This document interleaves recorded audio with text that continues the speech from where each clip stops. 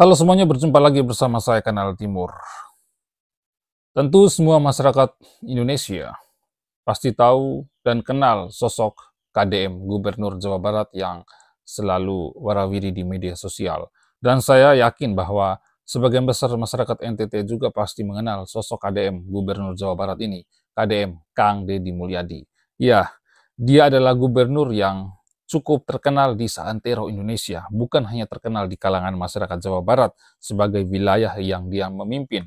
Pasca dilantik 20 Februari 2025, bersama dengan sejumlah kepala daerah lainnya di Indonesia yang dilantik serentak oleh Presiden, Kang Deddy Mulyadi ini atau KDM ini sudah melahirkan banyak sekali gebrakan-gebrakan untuk masyarakat Jawa Barat.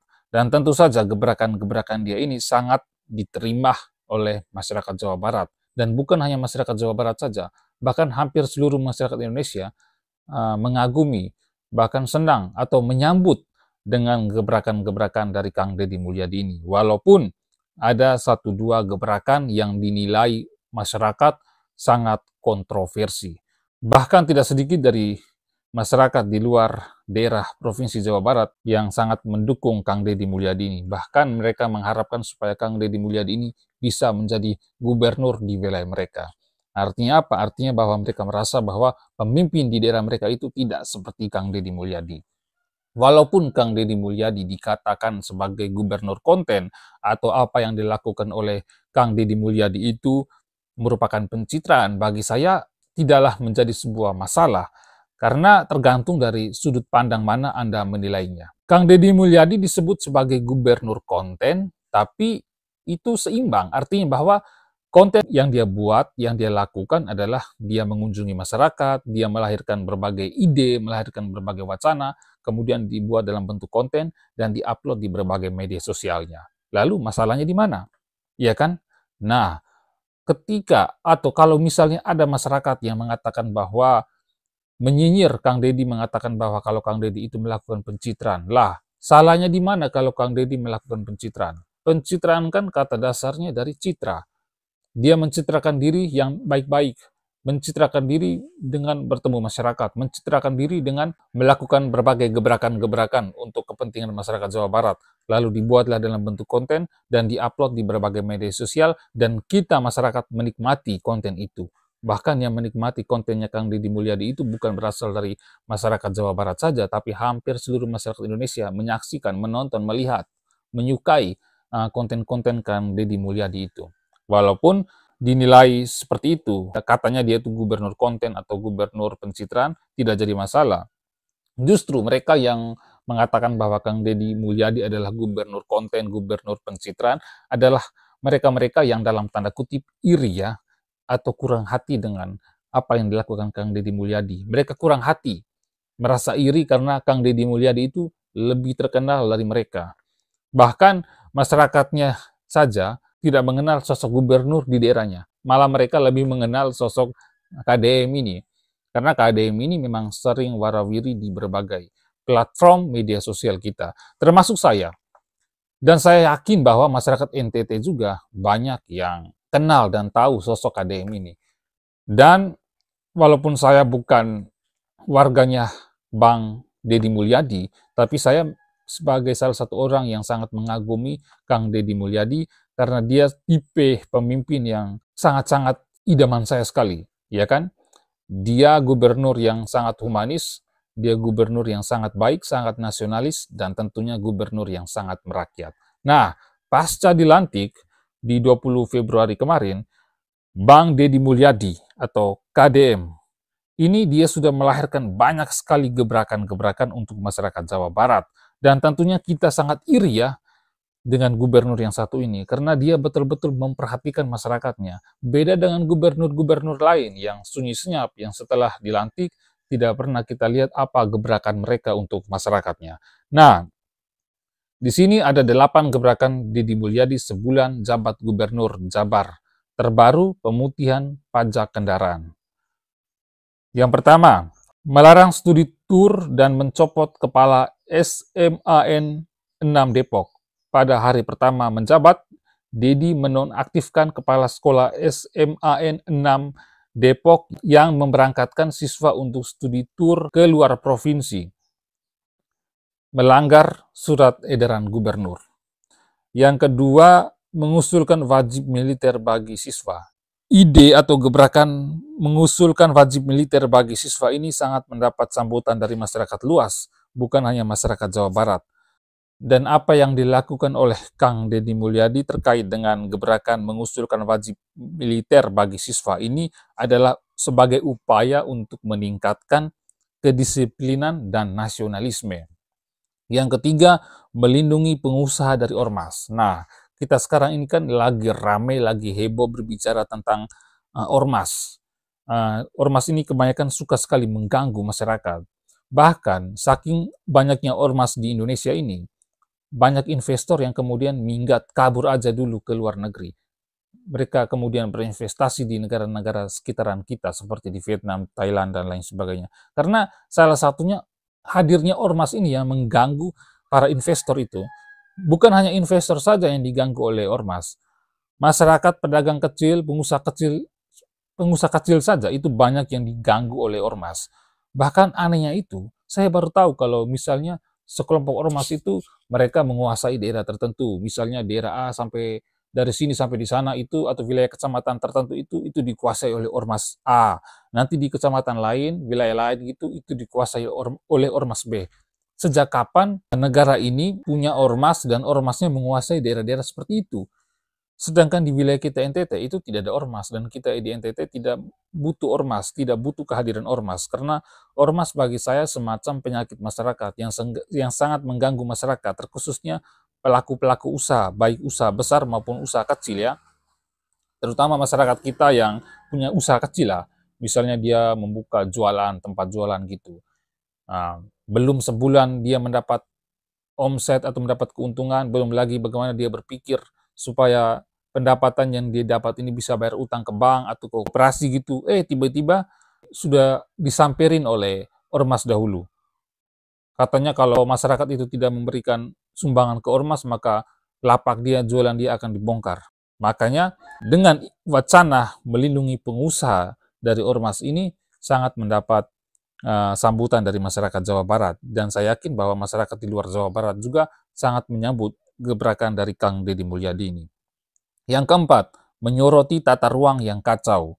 Yang kelima, efisiensi anggaran. Yang keenam, mempercepat program strategis infrastruktur. Yang ketujuh, membongkar bangunan ilegal.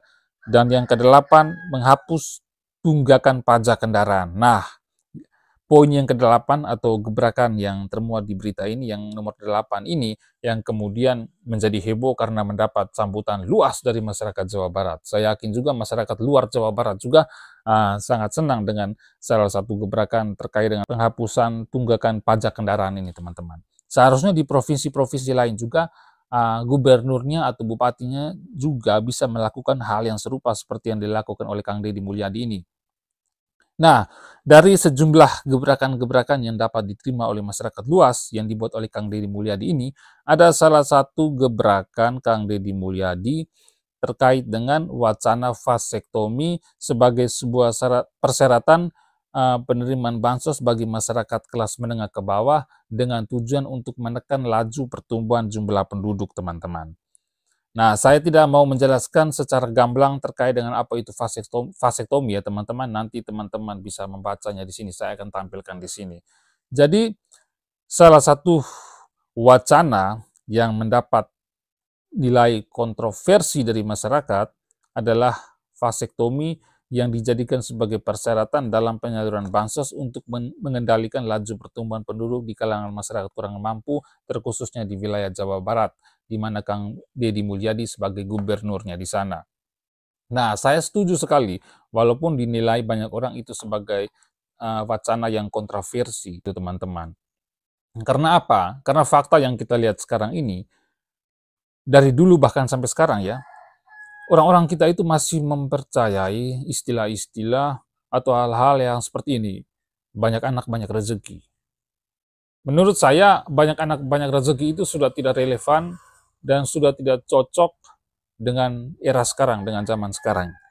Nah, terkait dengan wacana yang kontroversi ini, walaupun saya setuju, Kita lihat saja orang-orang kaya. Orang-orang kaya, pengusaha-pengusaha kaya, yang harta kekayaannya tidak akan habis selama puluhan keturunan, itu mereka saja punya anak hanya minimal 2 orang, 3 orang. Kita lihat saja presiden-presiden kita. Itu kan anak-anak mereka kan palingan 2-3 orang saja. Walaupun ada yang anaknya lebih dari 2 atau 3 orang, ya walaupun mereka namanya juga orang kaya gitu kan. Jadi tidak jadi masalah kalau mereka memiliki banyak anak, karena mereka mampu memberi makan, menjamin kesehatan, dan menjamin pendidikan yang layak buat anak-anaknya.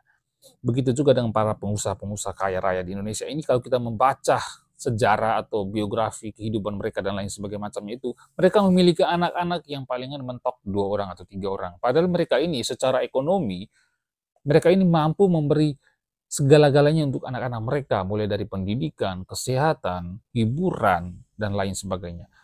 Namun kebalikan dengan masyarakat kelas menengah, masyarakat miskin di Indonesia, banyak sekali anak-anak mereka. Sadisnya lagi, yang bikin kita sedih, mirisnya lagi, yang bikin kita sedih adalah ketika mereka sudah, orang-orang miskin ini ketika sudah punya banyak anak, mereka tidak mampu menyekolahkan anak mereka. Mereka tidak mampu untuk menjamin kesehatan anak-anak mereka. Mereka tidak mampu memberikan kebahagiaan untuk anak-anak mereka. Bahkan tidak sedikit dari orang tua atau keluarga kurang mampu, keluarga miskin ini, mengeksploitasi anak-anak mereka untuk kepentingan ekonomi. Kasihan kan anak-anak mereka yang sebenarnya di usia masih sekolah gitu kan teman-teman, di usianya mereka harus bermain bersama teman-teman, malah anak-anak ini disuruh oleh orang tuanya untuk mencari uang. Pagi-pagi mereka sudah jualan, pagi-pagi mereka ngamen, siang-siang mereka jualan. Pertanyaan kita, mereka ini sekolah atau tidak? Ternyata ada yang dari mereka itu tidak sekolah. Artinya bahwa kalau Anda rasa bahwa Anda tidak mampu untuk membiayai hidup anak-anakmu karena ekonomi Anda yang terbatas, serba terbatas, ya jangan memiliki banyak anak. Walaupun Anda mengatakan itu hak. Memang kita mengakui bahwa hak setiap warga negara untuk beranak, hak setiap warga negara untuk memiliki anak, mau berapapun itu hak Anda. Tapi jangan kemudian Anda membebani kepada negara. Jangan karena Anda merasa bahwa, oh di Undang-Undang 45 itu kan fakir miskin dan anak-anak terlantar dipelihara oleh negara. Nah pertanyaannya adalah, sebagai orang tua di mana tanggung jawab moralmu? Di manakah tanggung jawab moralmu sebagai orang tua? Ketika kamu hanya tahu bisa melahirkan, beranak saja, tapi kamu tidak mampu memberikan pelayanan kepada anakmu yang terbaik, mulai dari makanan yang cukup, pakaian, pendidikan, kesehatan, hiburan, dan lain sebagainya. Kalau kalian merasa bahwa kalian tidak mampu secara ekonomi untuk membahagiakan anak-anak kalian, lebih baik jangan memiliki banyak anak lah. Cukup 1-2 orang pas lah. Orang miskin punya anak 1-2 saja, mereka sudah ngos-ngosan. Mana biaya pendidikan yang mahal, mana lapangan pekerjaan yang sulit. Belum lagi sekarang ini kan ramai di karyawan, banyak yang di PHK di mana-mana. Seharusnya itulah yang dipikirkan oleh masyarakat kelas menengah ke bawah. Ya kan? Kalian harusnya sadar. Kalian boleh saja memiliki anak banyak, tapi kalian harus tanggung jawab. Jangan cuma tahu beranak, tapi tidak mampu untuk menyekolahkan anak, tidak mampu untuk membiayai pendidikan anak, tidak mampu untuk membiayai kesehatan anak, tidak mampu membahagiakan anak, malah kalian mengeksploitasi anak-anak kalian untuk keuntungan ekonomi, untuk kepentingan ekonomi kalian. Terus peran dan tanggung jawab kalian sebagai orang tua itu di mana? Di mana tanggung jawab moral kalian sebagai orang tua? Gitu loh. Nah, saya pribadi setuju dengan wacana vasektomi yang diinisiasi oleh Kang Deddy Mulyadi ini. Masih banyak lain lagi ya, terkait dengan gebrakan-gebrakan dari Kang Deddy Mulyadi ini. Nah, sekarang saya mau kembali ke daerah saya, NTT. Saya mau membahas yang ada di NTT. Karena saya sedang melakukan pembandingan ya, antara Gubernur Jawa Barat, Kang Deddy Mulyadi, dengan Gubernur NTT, Melki Lakalena. Nah, pasca dilantik pada 20 Februari 2025 berbarengan dengan Kang Deddy Mulyadi dan sejumlah kepala daerah lainnya, Gubernur NTT sampai hari ini belum melahirkan gebrakan-gebrakan untuk masyarakat NTT. Bahkan yang santer terdengar malah Gubernur NTT ini dia kontra dengan sejumlah kalangan aktivis masyarakat di Flores, termasuk sejumlah uskup di Flores, yang mana uskup di Flores ini menolak geotermal di daratan Flores. Nah, sedangkan Gubernur Lakalena ini dia malah pro dengan adanya geotermal ini. yang menurut saya sah-sah saja gitu kan, tapi kita harus juga melihat dampak dari geotermal ini seperti apa. Kerusakan alam tentunya, terus ini juga akan merusak ekosistem yang ada di sekitaran PLTU itu gitu kan. Nah, sehingga itulah yang kemudian membuat banyak para aktivis, elemen masyarakat, mahasiswa, dan pihak keuskupan itu kemudian menolak adanya geotermal ini di wilayah Flores. Nah, sampai dengan hari ini, selain tidak memiliki gebrakan, gubernur-gubernur di wilayah lain atau kepala daerah di wilayah lain, termasuk di NTT ini, mereka itu hanya akan hadir kalau mau maju ke periode berikutnya. Itu mereka akan hadir di masyarakat. Bahkan video-video mereka itu mulai berseliweran di media sosial masyarakatnya. Itu karena apa? Itu karena mereka mau maju mencalonkan diri. Tapi setelah mereka terpilih, hilanglah mereka dari peredaran media sosial. Wajah mereka tidak kelihatan lagi, apalagi gebrakan mereka. Hilang, tidak lihat kita. Sampai dengan hari ini saya lihat NTT tetap begini-begini saja. Bahkan NTT tetap masih menjadi provinsi termiskin. Belum ada gebrakan-gebrakan yang signifikan terhadap pembangunan di NTT ini. Sepertinya kami orang NTT sangat membutuh pemimpin yang seperti wataknya seperti Kang Deddy Mulyadi. Yang punya visi misinya seperti Kang Deddy Mulyadi. Kami sangat membutuhkan pemimpin seperti itu.